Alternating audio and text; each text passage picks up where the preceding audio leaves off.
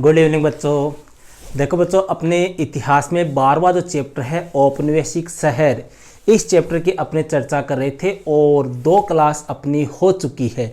आज अपने भैया तीसरी क्लास की, या अपने कहे कि औपनिवेशिक शहर का तीसरा पार्ट अपने पढ़ने जा रहे हैं। अब इस चैप्टर को भैया पढ़ने से पहले एक छोटी सी चीज़ मैं आपको बता रहा हूँ कि यहाँ तक आज का जो टॉपिक है, समझ रहे हो, आज मैं जो पढ़ा रहा हूँ इसमें इस साइड का जो टॉपिक है अपने, उसमें से कम आपके 8 से लेके 10 छोटे क्वेश्चन बन रहे हैं। मतलब आज का जो टॉपिक है वो आपकी परीक्षा की दृष्टि से काफ़ी महत्वपूर्ण है। इसलिए मेरी आप सभी से ये एक आग्रह मान लो या एक विनती मान लो कि आप जो है वो इस वीडियो को अंत तक देखें। क्यों ये मैं इसलिए कह रहा हूँ भैया, फिर आप लोग ही क्या करते हो, 2 या 3 दिन बाद में इसी वीडियो से संबंधित कोई ना कोई क्वेश्चन मेरे पास में भेजते हो और कहते हो सर इसका उत्तर बताओ, ठीक है। और मैं जब उत्तर नहीं बताता हूं तो फिर आप कहते हो गुरुजी आपने आंसर नहीं बताया। अरे तो आंसर क्यों बताऊं जब मैं यहां पर आपको डिटेल से समझा रहा हूं।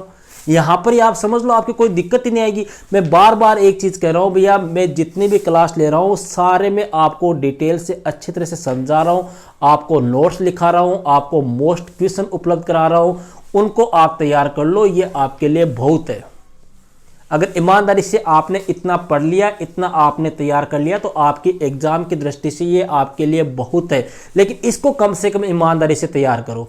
मैंने पढ़ा दिया मद्रास में ये किला बनाया, बंबई में ये किला बनाया, फिर मेरे पास में स्टूडेंट कमेंट करते हैं गुरुजी बंबई में कौन सा किला बनाया।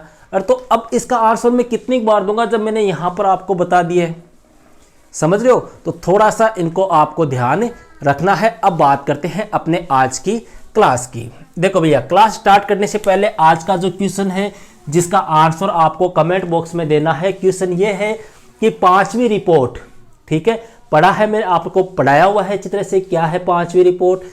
आपको ये बताना है कि इसको ब्रिटिश संसद में कब प्रस्तुत किया गया था। मतलब 5वीं रिपोर्ट जो है वो ब्रिटिश संसद में कब प्रस्तुत की गई थी, ये आपको बताना है, सन बतानी है आपको, कहने का मतलब। ओके, अब बात करते हैं भैया अपने नए शहर कैसे थे। मतलब अंग्रेजों के द्वारा या औपनिवेशिक काल में जो शहर बसाए गए थे वो शहर कैसे थे भैया। कौन से शहर बसाए गए थे, कलकत्ता है, बंबई है, मद्रास है, ये शहर बसाए गए थे। तो ये शहर कैसे थे, इनके बारे में अपने चर्चा करते हैं। देखो भैया, 18वीं शताब्दी तक मद्रास, बंबई और कलकत्ता, ये जो 3 शहर थे भैया, ये क्या बन चुके थे, एक विशाल बंदरगाह के रूप में बने चुके थे, या विशाल बंदरगाह के रूप में क्या हो चुके थे, विकसित हो चुके थे। तो पहला क्वेश्चन तो आपसे यही पूछ ले कि 18वीं शताब्दी के अंत तक के कौन से 3 शहर विशाल बंदरगाह बन चुके थे। तो कलकत्ता, बंबई और मद्रास। अब ये अंग्रेजों के द्वारा कब बसाए गए थे भैया, आपको बताया मद्रास 1639 में है, बंबई 1661 में है, कलकत्ता 90 में है, ठीक है। कैसे लिए थे, किस प्रकार से आए थे, इनकी चर्चा आपने फर्स्ट वीडियो में कर चुके हैं। आगे देखो, ईस्ट इंडिया कंपनी ने अपने वाणिज्य कार्यालय यहीं बनाए। मतलब ये शहर जब बंदरगाह बन गए थे ना, तो ईस्ट इंडिया कंपनी जो थी, ईस्ट इंडिया कंपनी की स्थापना कब हुई थी, 1599 ईस्वी में। कहां पर हुई थी, ब्रिटेन में। ये भी मैं आपको बता चुका हूं कि 16 पूंजीपति जो थे उन्होंने मिलकर इस कंपनी की स्थापना की थी। तो भैया अंग्रेजों ने जब यहाँ पर ये बंदरगाह बन गए, बड़े शहरों के रूप में ये विकसित हो गए, तो अंग्रेजों ने अपने जो व्यापारिक या वाणिज्यिक जो कार्यालय थे, जो ऑफिस वगैरह थे, वो भी कहां शिफ्ट कर लिए, इन्हीं शहरों में शिफ्ट कर लिए। यूरोपीय कंपनियों से सुरक्षा हेतु इन शहरों की क्या कर दी गई, किलेबंदी कर दी गई। यूरोपीय कंपनियां कौन सी भैया, अंग्रेजों के साथ साथ में यहां पर कई अन्य यूरोपीय कंपनी भी आई थी, जैसे पुर्तगाली आए थे, फ्रांसीसी आए थे, डची आए थे। तो इनसे सुरक्षा करने के लिए इन्होंने यहां पर क्या किए, किलेबंद बस्तियां बना दी, किलों का निर्माण कर दिया, ठीक है। कहां पर कौन सा किला बनाया भैया, अंग्रेजों ने मद्रास में जो किला बनाया था उसका नाम था फोर्ट सेंट जॉर्ज। यह अंग्रेजों के द्वारा भारत में बनाया गया पहला किला था भैया, ध्यान रखना, क्वेश्चन बहुत बार पूछते हैं। बंबई में जो बनाया गया था उसका नाम था बंबई फोर्ट, और कलकत्ता में जो बनाया गया था उसका नाम था भैया फोर्ट विलियम। तो 3 क्वेश्चन यहां पर ये तैयार हो गए कि अंग्रेजों के द्वारा मद्रास में कौन सा किला, बंबई में कौन सा किला, कलकत्ते में कौन सा किला। और ये जो किले थे ना भैया, इन किलों के पास में जो ब्रिटिश अधिकारी रहते थे, ब्रिटिश जो अंग्रेज वगैरह थे, वो महल नुमा मकान बनाकर यहां पर क्या करते थे, निवास करते थे। मतलब 3 शहर है, तीनों शहरों को किलेबंद बस्ती के रूप में बदल दिया गया और इन किलों के आसपास में अंग्रेजों ने महल की आकृति के क्या बना लिए, अपने मकान बना लिए। इस प्रकार से इन शहरों में क्या आया, परिवर्तन आया। शहरों को नस्ल के आधार पर कितने भागों में बांट दिया, 2 भागों में बांट दिया। ये जो शहर थे इनको 2 भागों में डिवाइड कर दिया भैया। एक भाग तो है व्हाइट टाउन और दूसरा है ब्लैक टाउन। व्हाइट का मतलब होता है भैया गोरा, टाउन का मतलब शहर या कस्बा, ठीक है। तो व्हाइट टाउन का मतलब गोरा शहर, गोरा शहर का मतलब जहां कौन रहते थे, गोरे या श्वेत रहते थे। गोरे या श्वेत का मतलब क्या हो गया भैया, जहां पर कौन रहते थे, अंग्रेज रहते थे। मतलब जिन शहरों में अंग्रेज रहते थे वो तो हो गए व्हाइट टाउन, और जिन शहरों में भैया काला शहर, ब्लैक टाउन का मतलब काला शहर, जिनमें काले, काले कौन भैया, अश्वेत, अर्थात काले किनको बोलते थे, भारतीयों को, जहां पर भारतीय निवास करते थे उनको बोला गया भैया ब्लैक टाउन। ये क्वेश्चन भी बहुत बार आता है, व्हाइट टाउन और ब्लैक टाउन में क्या अंतर है, या व्हाइट टाउन किसे कहते हैं, ब्लैक टाउन किसे कहते हैं, ठीक है। इसीलिए मैं कह रहा हूं भैया यहाँ पर बहुत सारे क्वेश्चन है, इसलिए आप थोड़ा सा इनको समझने की कोशिश करना। क्लियर है। तो यहाँ पर क्वेश्चन पूछ ले कि शहरों को अंग्रेजों ने किस आधार पर 2 भागों में बांटा, तो नस्ल के आधार पर, व्हाइट टाउन और ब्लैक टाउन।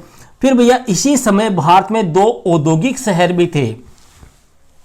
जब ये शहर बसे थे ना, इस समय जो भारत के 2 प्रमुख औद्योगिक शहर थे वो कौन से थे, कानपुर और जमशेदपुर। कानपुर पड़ता है भैया यूपी में, जमशेदपुर है अपने बिहार में। ये उस समय के क्या थे, 2 औद्योगिक शहर थे। क्वेश्चन आ जाए कि भारत के 2 प्रमुख सबसे प्राचीन औद्योगिक शहर कौन से थे, तो कानपुर और जमशेदपुर। कानपुर भैया यहाँ पर चमड़े का कार्य होता था, जमशेदपुर जो है वो किसके लिए प्रसिद्ध था, स्टील के लिए प्रसिद्ध था। कलकत्ता भैया, कलकत्ता में जो अंग्रेज थे उन अंग्रेजों ने यहां पर एक बिल्डिंग बनाई थी, उस बिल्डिंग का नाम था राइटर्स बिल्डिंग, ठीक है। कौन सी बिल्डिंग, राइटर्स बिल्डिंग। क्वेश्चन आ जाए कि राइटर्स बिल्डिंग कहां है, कलकत्ता में है। इस राइटर्स बिल्डिंग से हमें भैया किसके बारे में जानकारी मिलती है, नौकरशाही के बारे में जानकारी प्राप्त होती है। नौकरशाही क्या होता है, जैसे ये सबसे बड़ा, फिर इसके नीचे, फिर इसके नीचे, फिर इसके नीचे, फिर इसके नीचे, इस प्रकार से ये जो एक श्रृंखला होती है ना भैया, इसको बोलते हैं नौकरशाही। समझ रहे हो, मतलब सबसे बड़ा, फिर उसके छोटा, फिर उससे छोटा। तो इस राइटर्स बिल्डिंग से हमें किसका संकेत मिलता है, नौकरशाही का संकेत मिलता है। क्वेश्चन है राइटर्स बिल्डिंग का निर्माण कहां कराया गया, कलकत्ता में। इससे हमें किसके बारे में जानकारी मिलती है, नौकरशाही के बारे में जानकारी मिलती है। अब बात आती है सर राइटर्स होते कौन है, किसको बोलते हैं। तो जो क्लर्क होते थे ना भैया, अंग्रेज क्लर्क, ब्रिटिश क्लर्क, जो अंग्रेज जो क्लर्क का काम करते थे, बाबू का या लिपिक का काम करते थे, उनको बोलते थे राइटर्स। तो ये राइटर्स बिल्डिंग जो थी वो क्या थी, इन क्लर्कों का निवास स्थान था। मतलब यहां पर क्लर्क निवास करते थे। क्वेश्चन आ जाए राइटर्स बिल्डिंग क्या है, इसके कहां बनाया गया, तो राइटर्स बिल्डिंग क्या है भैया, क्लर्कों का एक निवास स्थान था। इसका निर्माण कलकत्ता में किया गया और यह नौकरशाही का संकेत थी। 1857 के बाद सिविल लाइंस नामक नए शहरी क्षेत्र विकसित किए गए। अब यहाँ पे ये भी एक क्वेश्चन बन गया आपके कि सिविल लाइंस नामक शहरी क्षेत्र कब विकसित किए गए, 1857 के बाद। मतलब 1857 की क्रांति के बाद में जो अंग्रेज थे भैया, उन्होंने सिविल लाइंस क्षेत्र, अर्थात एक प्रकार से कहे कि शहरी क्षेत्र विकसित किए। क्वेश्चन आए सिविल लाइंस क्या है भैया, सिविल लाइंस का मतलब ऐसे शहरी क्षेत्र जहां पर कौन रहते थे, केवल गोरे रहते थे, उनको बोलते हैं सिविल लाइंस। ये सारे क्वेश्चन पूछे हुए हैं, ध्यान रखना। Civil lines, writers building, black town, white town और ये, ठीक है। तो अपने भैया सिविल लाइंस नामक शहरी क्षेत्र कब विकसित किए गए, 1857 के बाद में। ये क्या थे, इसमें गोरे लोग या अंग्रेज निवास करते थे, या इस क्षेत्र में केवल अंग्रेज ही रहते थे। 1860-70 के दशक में भैया यहाँ पर साफ सफाई के लिए प्रशासनिक उपाय या कानून या नियम बनाए गए। मतलब जो शहर थे भैया, उन शहरों में 1860-70 के दशक में क्या हुई थी, हैजा, मलेरिया जैसी कई बीमारियां हो गई थी। उस समय अंग्रेजों ने फिर इन बीमारियों से निजात पाने के लिए इन्होंने जो साफ सफाई से संबंधित कुछ कानून या नियम बनाए थे। क्लियर है। तो ये थे भैया नए शहर कैसे बसे, ये मैं आपको समझा चुका हूं। मेरे ख्याल से यहाँ पर कोई दिक्कत नहीं होनी चाहिए। अब बड़ा इंटरेस्टिंग टॉपिक है भैया, काफी मोस्ट है, पहला हिल स्टेशन। हिल स्टेशन किसको बोलते हैं भैया? पर्वतीय जो क्षेत्र होता है वहां का जो स्टेशन होता है उसको बोलते हैं हिल स्टेशन।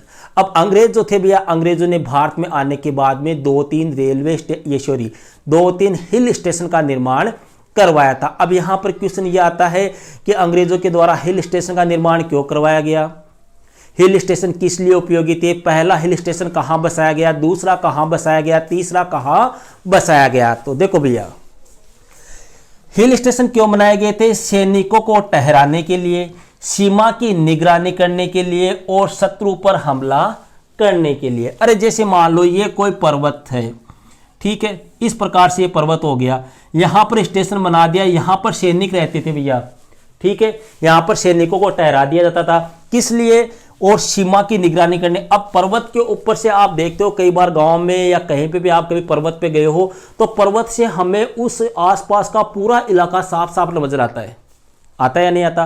और पर्वत से अगर हम किसी के ऊपर आक्रमण भी करेंगे ना तो वह शत्रु जो है वो जल्दी ही समाप्त हो जाएगा, हमारा कुछ भी नहीं बिगड़ेगा। क्यों? क्योंकि हम तो ऊंचाई पर है, हम तो ऊंचाई से हमला करेंगे भैया नीचे, ठीक है, तो हम तो सेफ भी रहेंगे और साथ ही साथ में हम शत्रु को समाप्त भी कर सकते हैं। तो क्वेश्चन आता है हिल स्टेशन का निर्माण क्यों किया गया भैया? सीधी सी बात है, सैनिकों को ठहराने के लिए, कि सैनिक वहां पे क्या कर सके, विश्राम कर सके, वहां पर उनका इलाज हो सके, वहां पर रेस्ट कर सके, साथ ही साथ क्या हो सके, सीमा की निगरानी हो सके, ऊपर से भैया पूरा नजारा नजर आता है, ठीक है, और शत्रु पर हमला करने के लिए हिल स्टेशन बनाए गए। हिल स्टेशन की जलवायु, अब भैया हिल स्टेशन जो पर्वतीय क्षेत्र है उसकी जलवायु कैसी होगी? गर्मियों में आप देखना जो पर्वतीय क्षेत्र होते हैं वो ठंडे होते हैं भैया, ऊपर ठंडी जलवायु होती है। तो अंग्रेज लोग क्या करते थे, गर्मियों के समय इन हिल स्टेशनों पर चले जाते थे। क्यों? क्योंकि अंग्रेज कहां से आए थे भैया? यूरोप से आए थे। ईस्ट इंडिया कंपनी कहां की थी? यूरोप महाद्वीप की थी, ब्रिटेन की थी। तो ब्रिटेन की जलवायु जो है वो भारत की जलवायु से अलग है। तो यहां पर अंग्रेज जो थे वो गर्मियों के समय क्या करते थे, इन हिल स्टेशनों पर चले जाते थे। क्यों? क्योंकि यूरोप की जलवायु, क्योंकि भैया हिल स्टेशन की जलवायु यूरोप की ठंडी जलवायु के समान होती थी। मतलब गर्मियों के समय यहां पर चले जाते, इसलिए जाते थे क्योंकि यहां पर ठंडा माहौल होता था और वह ठंडा माहौल कैसा होता, एज टू एज यूरोप के समान होता था। जैसी यूरोप की जलवायु होती वैसी ही जलवायु यहां पर होती थी, इसलिए यहां पर चले जाते थे। हिल स्टेशन को सेनेटोरियम के रूप में विकसित किया। अंग्रेज जो थे इन्होंने हिल स्टेशन को किस रूप में विकसित किया? सेनेटोरियम के रूप में विकसित किया। मतलब यहां पर जो है वो क्या करते थे, सैनिक विश्राम करते या इलाज के लिए जाते थे, या एक प्रकार से कहे कि यहां पर अपने किसको भेजा जाता था, सैनिकों को यहां पर छुट्टियों के रूप में भेजा जाता था कि आप हिल स्टेशन चले जाओ, वहां पर आप रेस्ट करो, आपकी कोई दिक्कत है उसका इलाज कराओ, वहां पर एंजॉय करो, ठीक है। अब यहाँ पे क्वेश्चन ये आता है कि साहब अंग्रेजों के द्वारा पहला हिल स्टेशन कौन सा बनाया गया? तो ध्यान रखना भैया, पहला हिल स्टेशन बनाया गया था शिमला में, कब? 1815-16 में। दूसरा हिल स्टेशन बनाया गया था भैया माउंट आबू में, वो बनाया गया था भैया 1818 में।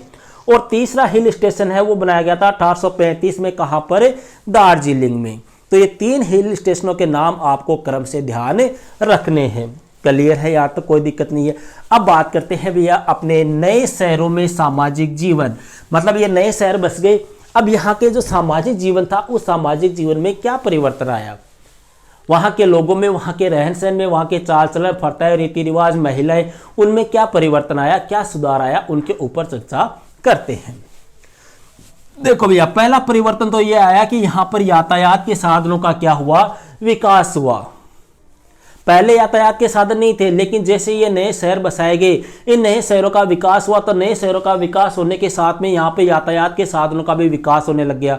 घोड़ा गाड़ी है, अपने बस है, अपने जीप वगैरह है, अपने जो ट्रामो गाड़ियां होती है, ट्रामो आपने फिल्मों में देखी होगी भैया, अंग्रेजों के टाइम के ऐसे रेलवे के डिब्बे नुमा टाइप से, ठीक है, ऐसी गाड़ियों का यहाँ पर क्या हुआ, एक प्रकार से चलन प्रारंभ हुआ, जिसकी वजह से फिर लोग जो थे वो शहरों में निवास ना करके शहरों से दूर दूर जो है, या शहरों का जो बॉर्डर होता था वहां पर क्या करने लगे, निवास करने लगे। क्यों? क्योंकि यातायात के साधनों का विकास होने से भी वो निवास स्थान और ऑफिस जो है वहां पर डेली आना जाना उनका क्या हो गया, आसान हो गया या सुविधाजनक हो गया। तो अपने पहला तो क्या हुआ, यातायात के साधनों का विकास, जिनमें घोड़ा गाड़ी है, बस है, ट्रामो है, और इनका विकास होने से लोग जो है भैया शहरों में दूर दूर निवास करने लगे। दूसरा भैया सार्वजनिक मेल मिलाप के स्थलों में परिवर्तन आया। मतलब सार्वजनिक मेल मिलाप, लोगों में आपस में जो मेल मिलाप था उसमें परिवर्तन आया भैया। अब लोग जो है वो कहाँ मिलने लगे, अब अपने पार्क के मतलब अब बगीचे बन गए हर शहरों में, तो वहां पर मिलने लगे। जो सिनेमा घर थे वहां पर मिलने लगे। और जैसे अपने कई बार अपने कोई मूवी देखने जाते हैं या बगीचे में जाते हैं, बाई चांस अपने को वहां पर कोई ना कोई जानकार मिल जाता है। तो इसी प्रकार से यहाँ पर भैया सार्वजनिक मेल मिलाप के स्थलों में परिवर्तन आ गया। अब लोग जो है पार्क में, सिनेमा घरों में, टाउन हॉल में, रंगमंच में, इनमें यहाँ पर लोग आपस में मिलने लगे, आपस में टकराने लग गए। तथा तीसरा है भैया नए सामाजिक समूह का निर्माण हुआ। नए सामाजिक समूह कौन सा भैया, पहले समाज में दो ही समूह थे, एक तो अमीर एक गरीब, ठीक है, एक तो अमीर वर्ग और दूसरा निर्धन वर्ग। लेकिन अब तीसरा वर्ग और बन गया भैया, वह कौन सा बना था, मध्यम वर्ग बन गया था समाज में। मध्यम वर्ग में कौन आते हैं आपके, क्लर्क है, डॉक्टर है, वकील है, शिक्षक है, इंजीनियर वगैरह है, ये सब किस में आते हैं भैया, मध्यम वर्ग में आते हैं। तो शहरों का विकास होने से मध्यम वर्ग बना, और यह मध्यम वर्ग जो है उसने धीरे धीरे अभिव्यक्ति या अपने विचारों को प्रकट करना क्या कर दिया, प्रारंभ कर दिया। सही गलत का फैसला करना स्टार्ट कर दिया, क्या उचित है क्या अनुचित है, लोगों को सही बातों का नॉलेज देना प्रारंभ कर दिया। पत्र पत्रिकाओं, समाचार पत्रों, रेडियो, इनके माध्यम से सही गलत के बारे में इन्होंने जानना पहचाना प्रारंभ कर दिया। तथा सामाजिक कायदे कानून और रीति रिवाजों पर भी क्या उठे भैया, सवाल उठे। मतलब जो प्राचीन कायदे कानून जो बनाए गए थे, जो प्राचीन परंपराएं थी, फर्ताएं थी, जो रीति रिवाज थे, उन पे भी इस मध्यम वर्ग ने सवाल उठाना प्रारंभ कर दिया कि ये कानून सही है, ये गलत है, ऐसा होना चाहिए, ऐसा नहीं होना चाहिए। इस प्रकार के एक प्रकार से बहस के मुद्दे भी प्रारंभ हो गए। चौथा है भैया महिलाओं की स्थिति में परिवर्तन आया। महिलाओं की स्थिति में परिवर्तन कैसे आया, पहले भैया महिलाएं जो थी वो घर की चार दीवारी में रहती थी, उन्हें बाहर का जीवन देखने को नहीं मिलता था, उन्हें बाहर जाने पर एक प्रकार से रोक टोक थी। अब भैया महिलाओं के सम्मान में परिवर्तन आया। महिलाओं के सम्मान में क्या हुई, वृद्धि हुई। उनको भी अभिव्यक्ति की छूट दी गई, उन्हें भी बाहर आने जाने की छूट दी गई, उन्हें भी अपने विचारों को व्यक्त करने की छूट दी गई, ठीक है। तथा उन्हें भी, महिलाओं को भी रोजगार, नौकरी या व्यवसाय करने की छूट दी गई। या एक प्रकार से कहे कि नए शहरों का विकास होने से वहां की जो महिलाएं हैं वो भी रोजगार करने लगी, बिजनेस करने लगी, नौकरी व्यवसाय करने लगी। नंबर 5, कामगारों के नए वर्ग का उदय हुआ। कामगार कौन भैया, जो गरीब लोग होते हैं, जो दिहाड़ी पर मजदूरी पर जाते हैं, मेहनत कश जो गरीब होते हैं, उनको बोलते हैं कामगार। तो भैया नए शहरों का जो विकास हुआ, तो नए शहरों का विकास हुआ, तो सीधी सी बात है वहां पर काम करने के लिए किन की आवश्यकता थी, मजदूरों की आवश्यकता थी। और मजदूरी का काम कौन करते, जो गरीब व्यक्ति होते, ठीक है। तो मेहनत कश गरीबों का भैया एक नया वर्ग बना, ठीक है। और ये लोग कहां से आए थे, ये गांव से आए थे। किस लिए, रोजगार की तलाश में। कहां पर आए थे भैया, शहरों में आए थे। और शहरों में आने के बाद में इनका भी एक प्रकार से एक अलग वर्ग बन गया, जिसको बोलते हैं कामगारों का वर्ग, ठीक है। अब यहां पर एक छोटा सा टॉपिक, आपको एक पॉइंट ध्यान रखना भैया। क्वेश्चन पूछ लेते हैं, आमार खता या मेरी कहानी यह किसकी है, यह रचना किसकी है। तो भैया अपने एक लेखिका हुई है जिसका नाम था विनोदिनी दासी। आप तो बस ये नाम ध्यान रख लेना, विनोदिनी दासी की यह रचना है आमार खता या मेरी कहानी। ये है क्या, विनोदिनी दासी की आत्मकथा है भैया।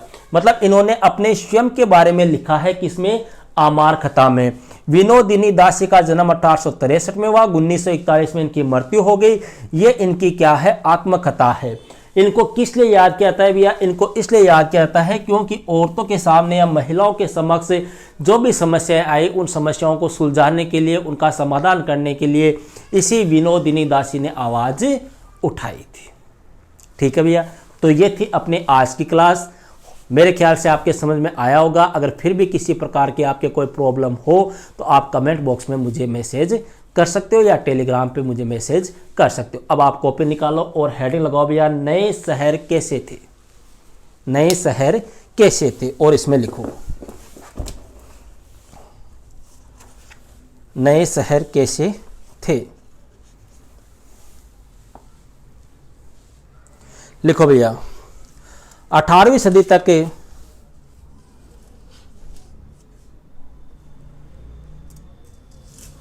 18वीं सदी तक मद्रास, कलकत्ता और बंबई महत्वपूर्ण बंदरगाह बन चुके थे।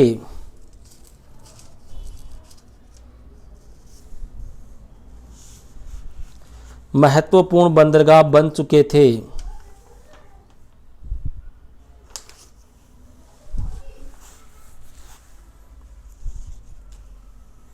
वहाँ जो बस्तियाँ बसी उन्होंने वस्तुओं के संग्रह के लिए बहुत महत्वपूर्ण भूमिका निभाई। ईस्ट इंडिया कंपनी ने अपने वाणिज्य कार्यालय भी यहीं पर बनाए। यूरोपीय कंपनियों के मध्य प्रतियोगिता होने के कारण तथा इन शहरों की सुरक्षा करने के लिए इन बस्तियों की किलेबंदी कर दी गई और यहाँ मद्रास में फोर्ट सेंट जॉर्ज, बम्बई में बम्बई फोर्ट तथा कलकत्ता में फोर्ट विलियम नामक किले बनाए गए। इन किलों के पास में अंग्रेज महल नुमा मकान बनाकर निवास करते थे।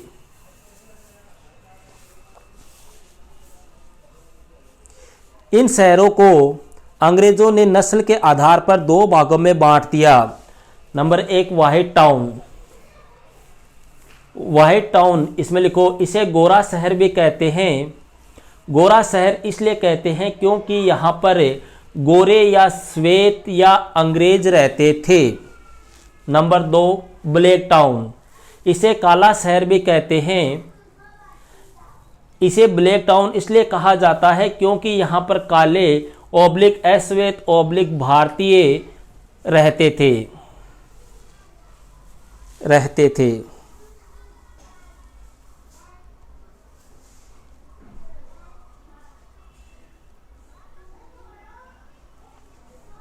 इसी दौरान भारत में भी आधुनिक औद्योगिक विकास का शुभारंभ हुआ। उस समय भारत में कानपुर व जमशेदपुर दो प्रमुख औद्योगिक शहर थे। कानपुर चमड़े की वस्तुओं के लिए तथा जमशेदपुर स्टील उत्पादन के लिए जाना जाता था।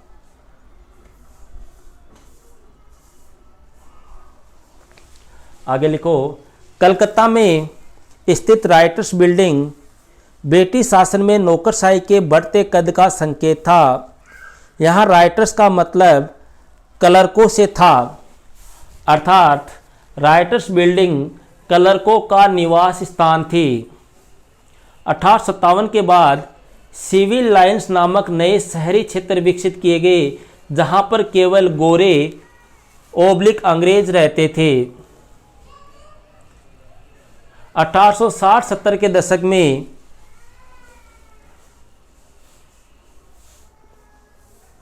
प्लेग व हैजा जैसी बीमारियां सामने आई तो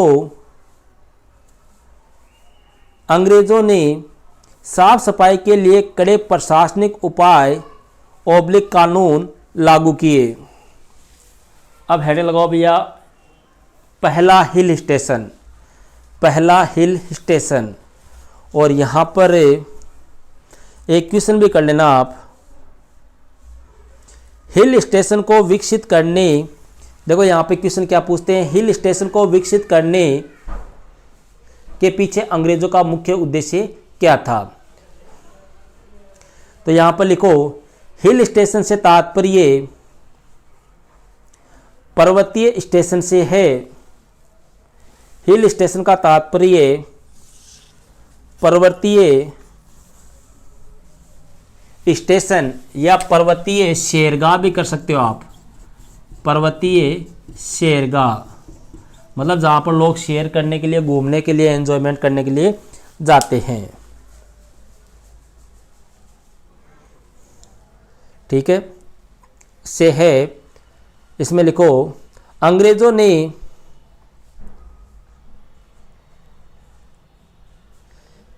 हिल स्टेशन इसलिए विकसित किए क्योंकि, नंबर 1 लगा के लिखो, अंग्रेज ठंडी जलवायु वाले प्रदेशों से, ब्रैकेट में कर लेना, यूरोप आए थे, अतः उनको यहाँ का वातावरण अधिक अनुकूल लगता था, इसलिए अंग्रेजों ने हिल स्टेशन विकसित किए।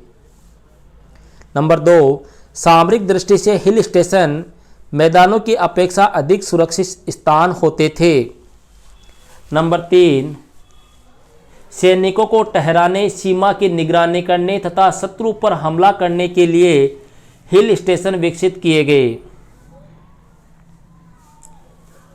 फिर नीचे लिखो भैया पैराग्राफ को चेंज करके, हिल स्टेशन को अंग्रेजों ने सेनेटोरियम के रूप में विकसित किया, जहां ब्रिटिश सैनिक विश्राम इलाज के लिए जाते थे। आगे लिखो पैराग्राफ चेंज करके, भारत में अंग्रेजों द्वारा बनाए गए प्रमुख हिल स्टेशन निम्नलिखित है। नंबर 1 शिमला, ब्रैकेट में लेना 1815-16 में। नंबर 2 माउंट आबू 1818 में। नंबर 3 दार्जिलिंग 1835 में। तीनों को आपको ध्यान रखना है। अब आप हेडिंग लगाओ भैया, नए शहरों में सामाजिक जीवन। नए शहरों में सामाजिक जीवन।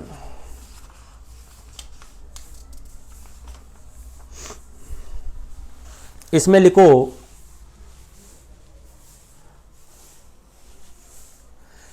नए शहरों में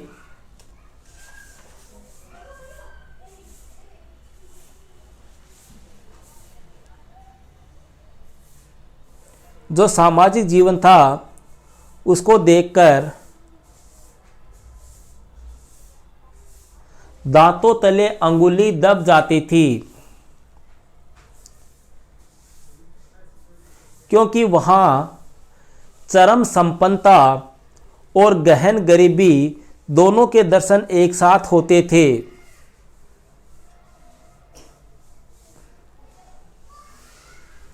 औपनिवेशिक शासन के दौरान नए शहरों में सामाजिक संबंध काफ़ी हद तक बदल गए, जिनका विवरण इस प्रकार है। नंबर 1 हेडिंग लगा लो फिर आप, यातायात के साधनों का विकास, और इसमें लिखो नए शहरों में घोड़ा गाड़ी, बस तथा ट्रामों जैसे यातायात के साधनों का विकास हुआ। यातायात के साधनों का विकास होने से कार्यस्थल एवं निवास स्थल दोनों एक दूसरे से अलग होते चले गए तथा लोगों का घर से कार्यालय तथा कार्यालय से घर जाना एक नया अनुभव बन गया। नंबर 2 हेडिंग लगाओ, सार्वजनिक मेल मिलाप के स्थलों में परिवर्तन। इसमें लिखो शहरों में अब नए सामाजिक समूह बनने लगे तथा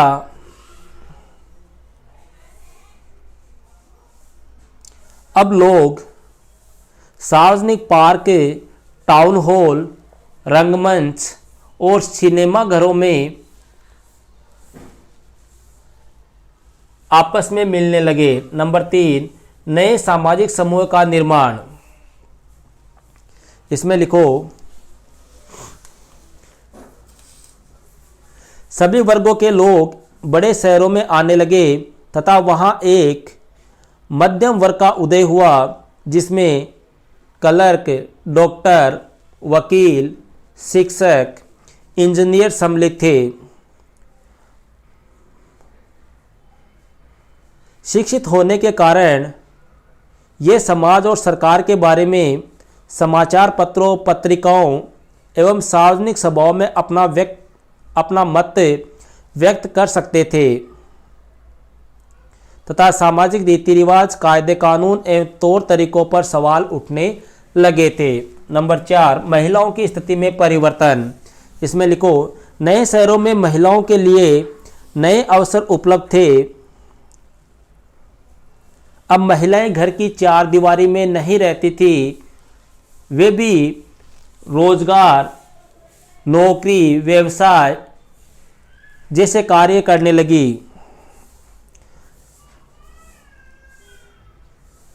समाचार पत्र, पत्रिकाएं, आत्मकथाओं एवं पुस्तकों के माध्यम से मध्यम वर्गीय महिलाएं स्वयं को अभिव्यक्त करने की कोशिश कर रही थी। अब महिलाएं नौकरानी, फैक्ट्री मजदूर, अध्यापिका, रंगकर्मी एवं फिल्म कलाकार के रूप में कार्य करने लगी। नंबर 4 कामगारों के नए वर्ग का उदय। इसमें लिखो शहरों में मेहनत कश गरीबों या कामगारों का एक नया वर्ग उभर रहा था, क्योंकि ये लोग ग्रामीण क्षेत्र से रोजगार की तलाश में शहर आ रहे